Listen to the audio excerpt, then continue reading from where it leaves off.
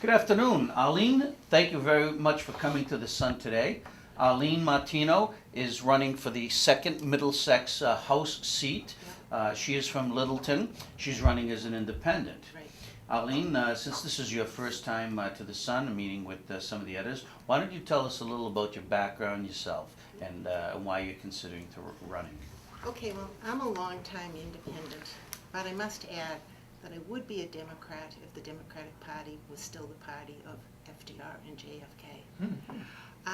And I'm running my campaign basically because I think the two-party system doesn't work anymore. I think we need to get back as a people to being one party interested in promoting the policies that will make the United States and the state of Massachusetts prosper. Because right now, we're suffering under a financial crisis that is the biggest one we've ever had in the history of our nation. Makes 1929 pale by comparison. And if we don't get the Glass-Steagall law back into place federally, we're going to suffer, when this bubble, this speculative bubble comes down, we're going to suffer the outbreak of hyperinflation. I learned all of this back in 2008 when I ran across the online periodical Executive Intelligence Review. What I learned about U.S. history and the back and forth struggle that we've had in this nation to promote the general welfare so shocked me that I published in 2012 a book called Patriots and Tories: The Secret Untold History of the United States, because our history as a nation has been really a back and forth struggle between what I call the Patriots and the Tories. The federal government is completely bankrupt. The state of Massachusetts is completely bankrupt. And there's really no future here in Massachusetts unless we get Glass-Steagall back in place. And I want my campaign is to expose this need and to basically excite a mobilization in the people to call down into Washington to demand the reenactment of Glass-Steagall. Once I get into the legislature, I want to totally revamp the curriculum in the public schools so that it includes true U.S. history, teaching our children true U.S. history, because it's a crying shame here in Massachusetts. We have this legacy of the Massachusetts Bay Colony, tremendous experiment in freedom, completely successful. So successful, in fact, until the Crown government clamped down on it. Prosperity was created all over New England through the Pine Tree Shilling. And the laws enacted in Massachusetts, dating back to the 1600s, formed the basis for our Constitution. That's how successful it was. And yet our school children don't know anything about the Massachusetts Bay Colony. So I want to change all that. And I also want to reopen the state hospitals in Massachusetts, because it's a crying shame. We have an epidemic of mental illness in the nation. What they do is they treat mentally ill people with psychotropic drugs and release them back out into the streets with no place to go but You got a point there. So those are the two things I want to get on: the substance abuse and the mental health committee, and I want to get on the education committee once I'm in the legislature. We'll get into some of the questions on those issues, but tell us a little about your background, your work experience. If you've gone to college or anything that tell us about your I went background. to the University of Massachusetts, where I majored in biology. After college, I taught junior high math and science, and high school biology and chemistry for a while. Then I got married, and I spent years at home as a stay-at-home mother. I worked a lot at hobby-based jobs I had, like in consignment shops and whatnot, because I'm a kind of a crafty person with a lot of hobbies.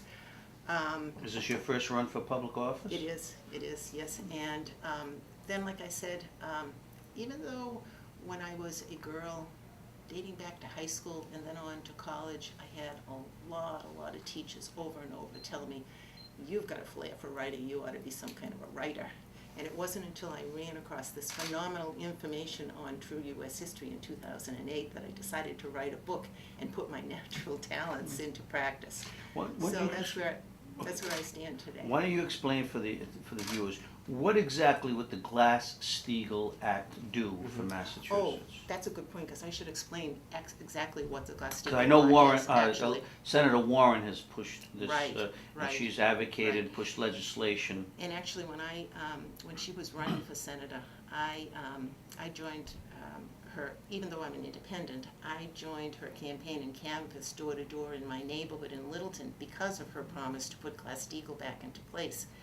And then after she got into office, I didn't see anything happening, so I actually got out in the winter of 2012, 2013 in my local Market Basket parking lot, and I collected over 1,200 signatures in support of Glass-Steagall that I sent into So her tell us what that office. is again. Go back to the 1929 collapse of the stock market. The country was in a horrible state. FDR was president. 1933, he put the Glass-Steagall law into, the Glass-Steagall Act into law. And what it did is it basically separated commercial banking from investment banking. There was a firewall of separation between the two. A bank had to declare itself one or the other.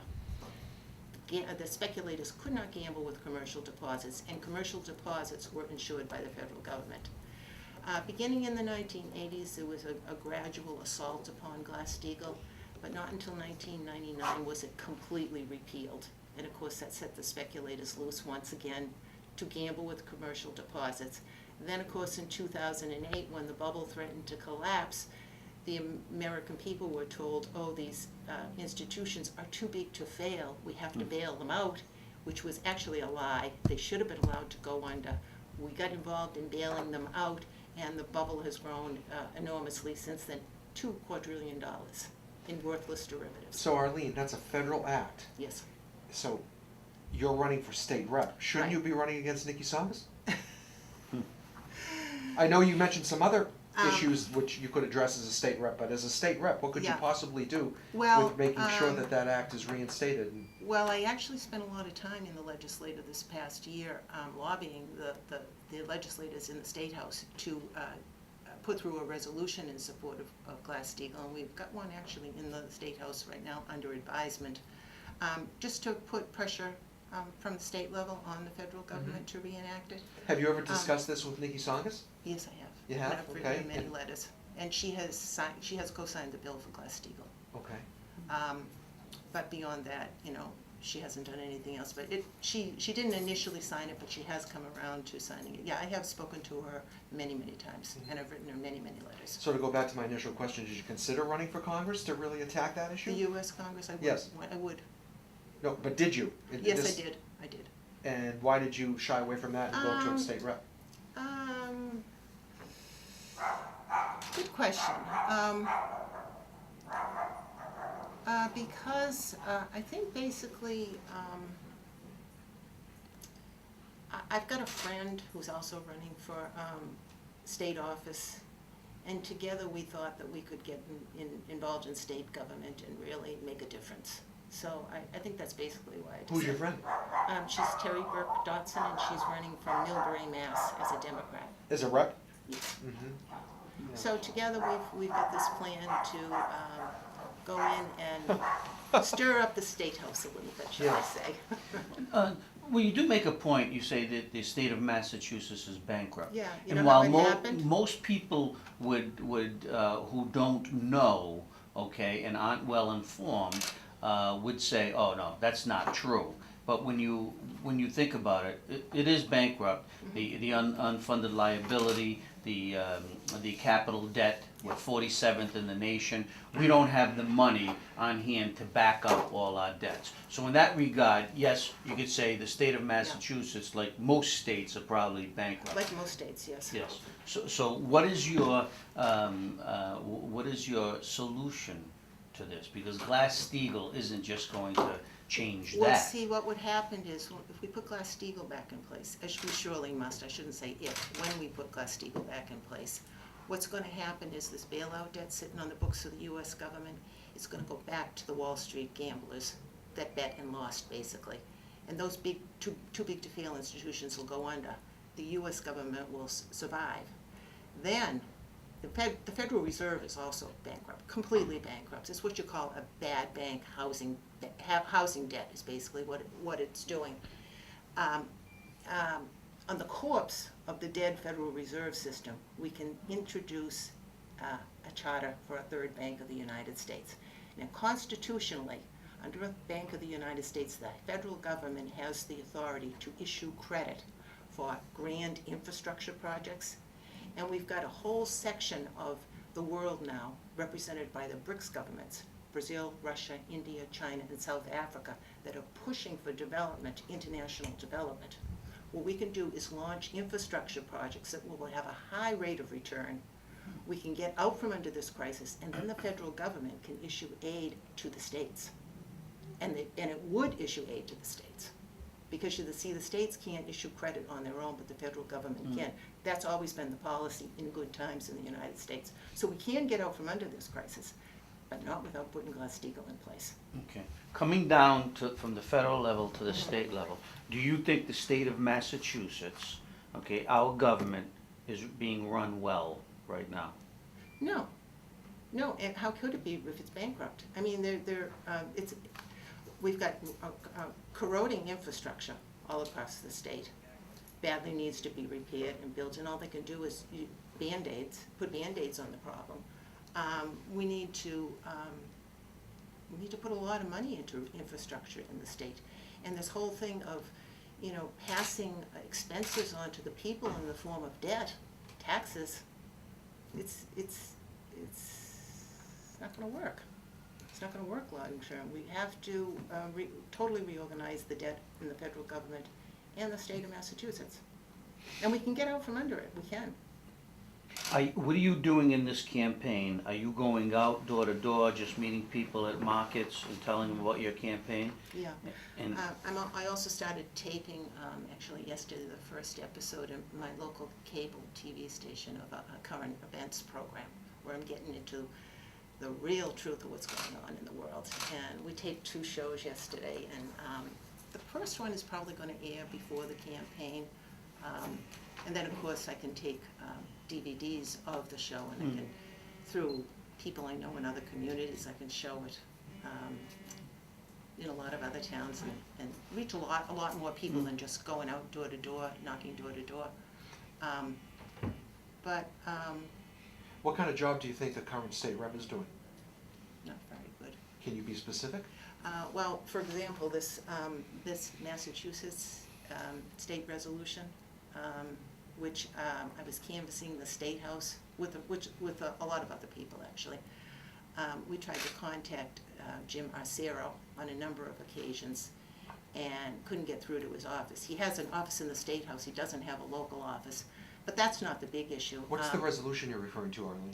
The Massachusetts state resolution for the federal reenactment of the Glass-Steagall Law. Oh, okay.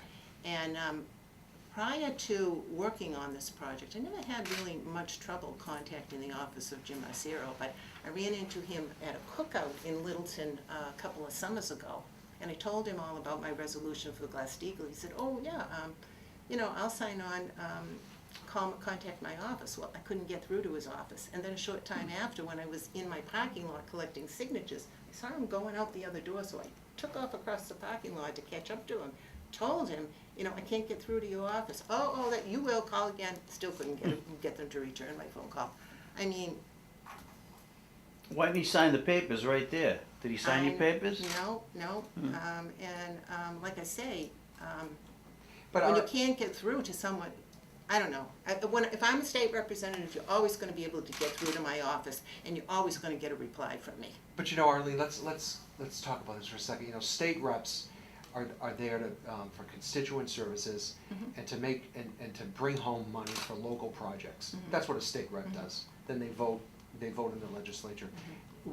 In terms of Jim, do you feel he adequately? Let's get away from the Glass-Steagall for a minute, okay? Does he adequately represent the people of Westford, Littleton, and precinct in Chelmsford, right? I mean, do you think? I mean, let's get away from the federal stuff for a minute. Let's talk about what a state rep is and what a state rep does. Yeah. Is Arcero a good state rep or is he a bad state rep? I'd say he's not so good. Yeah, I mean, I just don't think he's, I mean, I just don't think he shows a commitment to a lot of issues. I mean, I know he had a thing where he was big on promoting legislation on sexual offenders, Mhm. and that's to his credit. Okay, so name a state issue, staying away from the federal now, name a state issue which he hasn't shown that attention level to. Well, there's a lot of controversy about does he support the gas tax, and he's kind of flip-flops on that. Where do you He- stand on that? Yes. I don't think we ought to be passing taxes on to the people. I just don't think we should. The other thing is creating jobs. I mean, I think he touts up the fact that he's helped create jobs in Massachusetts, but, you know, every single campaign in Massachusetts is running on jobs creation, and it's pretty much a ruse, because We hear figures- that in Lowell all the time, city councilors I say the mean, same thing. figures everywhere show that the vast majority of jobs that are being created today are part-time jobs. So when they say unemployment has decreased, well, it's because there are a lot of part-time workers here, but I don't think that that's upholding the standard that we've set in Massachusetts. I mean, we used to have high technology jobs in Massachusetts, lots of them. And if you go around to these Lots of ones in Littleton too. yeah, and you used to go around to these meetings that all these professionals gather at locally. I mean, there's one in Littleton, one in Acton, and they're all bemoaning the fact that they can't find jobs. And they haven't been able to find jobs in a lot of years because, you know, everything's being run through computers now, and they need a minimum of people to do jobs where they employed all these people years ago. And but that can all change if we get out from under this crisis, and the government starts, you know, into its function of issuing credit for grand infrastructure projects. Massachusetts will boom again. I mean, because it's a technology center. You know, it's science center. Why do you think that both the some legislators and also federal lawmakers, I mean, they certainly are aware of the government's fiscal situation. Why do you think they ignore these things? Or Glass-Steagall? Why? Well, first of all, I think Wall Street's got a tremendous presence down in Washington on Capitol Hill. They have a tremendous presence down there, and they pay for a lot of campaigns. You know, and a lot of people that take money for them feel beholden to them. You So know? Democrats and Republicans are the same. It's really, the same. when it It's the comes same. I mean, take Obama. He's a Democrat, and then we have the Speaker of the House, this John Boehner, who's a Republican, and he runs cover for Obama all the time. I mean, they're together. I mean, it just doesn't work anymore. You know, you have So we should the have liberals and the conservatives, and they're both like at the extreme ends. And we have, you know, constitutional government, which right is in the center, which we have to get back to. I mean, we haven't been the same since the assassination of President Kennedy. You know, one of the things, I remember him because I was actually 14 when he was assassinated. I remember him very well. And he had us on a program of technology advance where he had a timetable for research into nuclear fusion technology. And by the year 2000, if we had stuck to his timetable, we were going to have nuclear fusion for energy in this country. And he said we're going to have energy too cheap to meter, which means free energy for everyone. Had we stuck with his progressive agenda, but of course he was assassinated. And don't get me into that subject, but he was assassinated because he was a great nationalist in the tradition of FDR and Lincoln before him. And these long-standing oligarchs that run finances through the city of London and Wall Street, they don't like nationalists.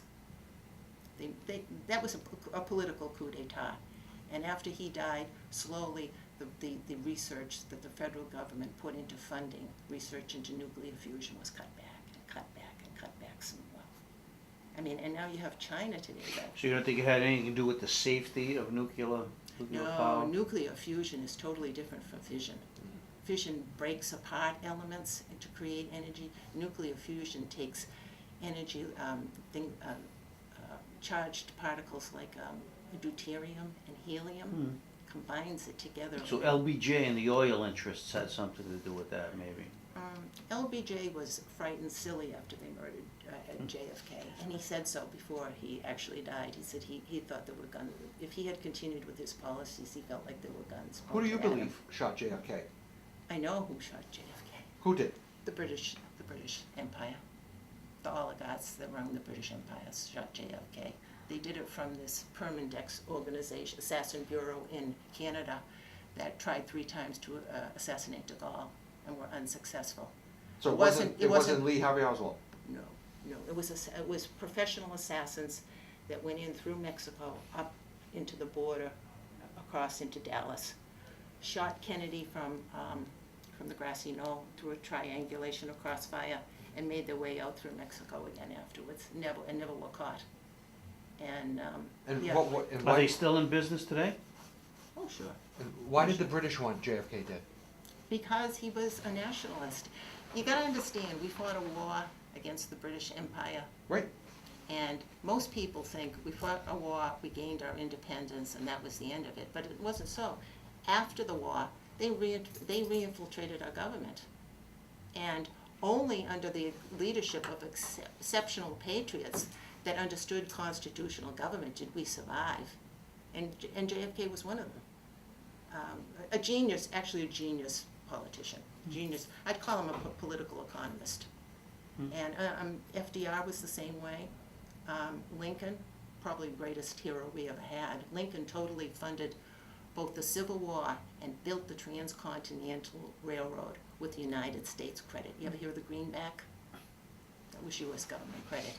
What Lincoln did is he completely got us away from the British Empire's international gold-backed system, where they were controlling our finances and the finances of the rest of the world just by issuing the greenback. What was the date of the completion, though, of the Transcontinental Railroad? 1869. Okay. And after the Transcontinental Railroad was built, Lincoln's policies had completely transformed us from a backward agrarian nation into the world's foremost industrial nation, and the rest of the world was wanting to copy us then. We had nationalists, the government sent nationalists to Japan, to Russia, to Germany, to teach them all about Well, our now you're system. getting at the root cause of the Civil War. All right, Exactly. can we come back to Massachusetts Yeah. issues? Okay, so let's go through some of these ballot questions, okay, because we're asking the other candidates too. You're opposed to question 1, which is the gas tax and indexing, okay, so where would you find that money though because that money is supposed to be dedicated to infrastructure improvements, roads, bridges, and stuff like that, do you? Well, like I said, I mean, where would I find the money? There is no money for it. I mean, we got to attack the problem of infrastructure from a high level, and we can't do it if the state of Massachusetts is bankrupt. Just like the government can't tackle any big infrastructure problems if it's bankrupted. One of the other things I don't think you might not know about President Kennedy, but when he was president, he traveled all over the Midwest promoting this program called NWAPA, North American Water and Power Alliance, because he foresaw the fact that we were going to have a water crisis one day out west. And if we had built NWAPA as he wanted to build it way back then, we'd have no water crisis out there today. It's only gotten worse and worse. Talk about being visionary, you know? I mean, this is what we need. We need visionary leaders in government that are going to go back to constitutional government, dump the two-party system, and do the things that are going to put the U.S., a leader of the leader in the world that it's supposed to be. And so, we talk about the ballot questions. Yeah, I've got certain answers, certain ways Okay, we're going to vote question on the 2, ballot, but expansion of the bottle bill, good or no, bad? no, because it costs so much to, no. Okay. Question 3, sick time, the earned sick time benefit. No. Why are you opposed to that? What? Because it's going to put a lot of pressure on businesses,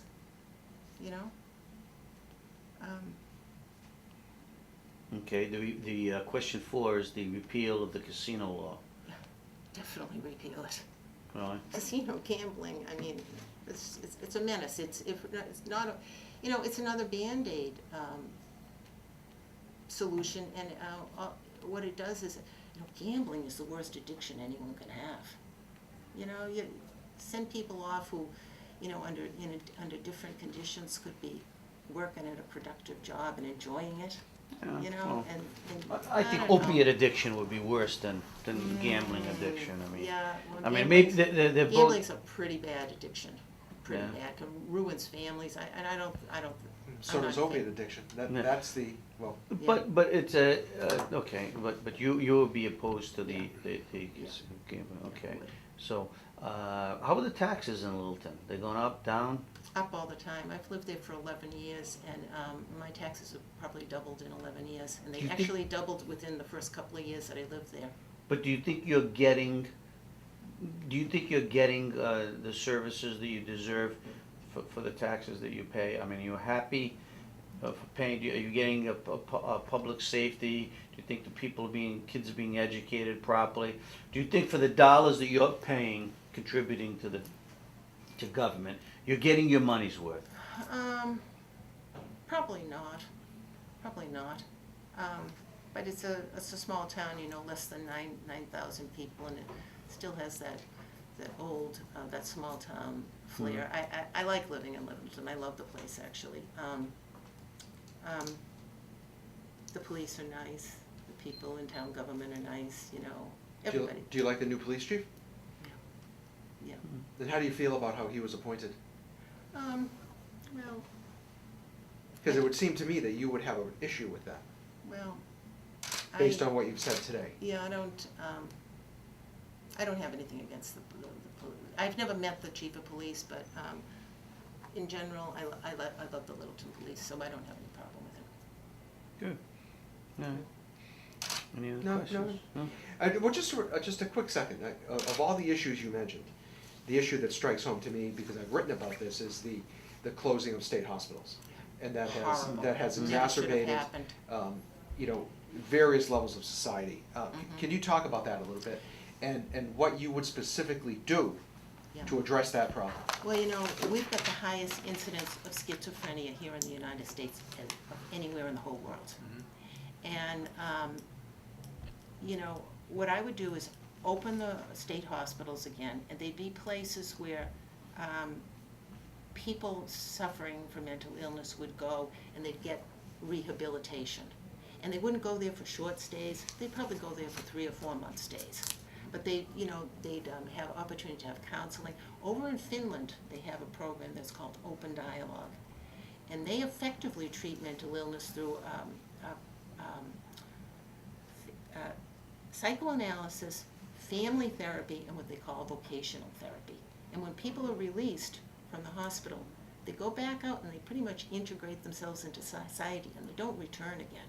They use drugs marginally there. You can't treat mental illness just by putting a person on drugs and release them back out into the community, because the drugs might mask the symptoms of the illness for a while, but stresses come along, and then they have to be back in the hospital again because their drug protocol stops working, etc. And it's just, it's not a substitute for proper programs. And I'd open them up again, run under programs that work, and. Where would we get the money to do that? Would you Well, take it once from- again, it all depends on recovering from the state of bankruptcy. Then we'd have the money. I mean, if the government could recover, and the state of Massachusetts would recover too, we'd have the money. We'd have it. Okay, Arleen, we've come to that point where I want you to, you got up to 2 minutes. Look right in the camera, tell the voters out there why they should vote for you on November 4th. Actually, let me just, put my glasses on, because I have a little something that I wrote thinking at the time of the debate, and I have it here with me, Okay. and it was The real debate you're short and referring to, sweet. Arlene? The one that got canceled. On the 22nd, Yeah. right? Has that been rescheduled, do you know? No. Okay. That was with the legal woman. Right, voters. yeah. Okay, no, actually I got, All right, I got two here, and I'll just read this. I'll say, I deserve to be your representative to the Mass State Legislature because I'm fully schooled in the American system of political economy, a sovereign philosophy that needs to be restored today if the United States is to survive. The need for a knowledge of this founding philosophy subsumes any other requirement for running for public office, from the lowest to the highest office in the land. We've unequivocally strayed as a nation from our important founding mission, freeing ourselves from the forces of empire that have long dominated the world. They've subjugated us to a pending crash of the entire transatlantic financial system, and without restoring FDR's Glass-Steagall law to banking, we're going to experience Weimar Republic-style hyperinflation. In the span of time since the founding of our republic, we've had a handful of exceptional patriot presidents who, with exceptional leadership, lit up the nation with bold attempts to defeat this long-standing enemy. But the enemy succeeded in murdering most of them. Every time I think about that, I want to cry. Today, that enemy is waging a centuries-long fight to reconquer the nation, and they're winning. Both the U.S. government and the state of Massachusetts are bankrupt as a result of their criminal machinations. Therefore, no issue is more important than defeating them once and for all with the restoration of Glass-Steagall. True leadership involves giving people options that will promote a better future for themselves and their progeny. This is true in ordinary times, but it's especially true in crisis times like we're now experiencing. I worked for over a year at the Massachusetts State Legislature to forge a state resolution in support of the federal reenactment of Glass-Steagall. I did it through a citizen's petition. I also stood in the cold all through the winter of 2012-2013, gathering signatures that went to Senator Elizabeth Warren to urge her to fulfill her campaign pledge to reenact Glass-Steagall. I like to think that my efforts made a difference because soon after she received a total of over 1,200 signatures from me, she wrote a 21st Century Glass-Steagall Act. It sits right now in the U.S. Congress waiting to come up for a vote. Once that law has been put back into place, the U.S. government must issue federal credit to rebuild the productive base of the economy. Then it will be able to help the state of Massachusetts fund important projects. From the state legislature, I hope to serve on the Mental Illness and Substance Abuse Committee because we have an epidemic of mental illness in this country right now. To help those afflicted with this horrible disease, we need to reopen the state hospitals and turn them into places that foster rehabilitation. The present system of treating patients with psychotropic drugs and then releasing them back out onto the streets must stop. The United States has the highest incidence of schizophrenia in the entire world, and we must change this by putting humane programs into place. I just don't want to go with that. It's kind of repetitive, so I just want to say, I also want to serve on the Education Committee so that I can help ensure that Massachusetts students learn true U.S. history. Without a solid foundation in this history, they cannot defend the Republic. Good things can happen once again in the United States. Part of it must involve instilling a love of country into our children. We've had enough treason in the United States to last forever. Things must change, and they will begin to change if I'm elected to the state legislature. With your vote, my wish to serve can come true. Thanks. Thank you very much. Well, Very Arleen, I want to welcome. thank My you for pleasure. coming to the Sun today. Wish you the best of luck on November 4th, Thanks. and good luck. And God bless America, and God bless the Commonwealth of Massachusetts. What about the Sun? And the Lowell Sun, too. I I love it. actually love the Lowell Sun.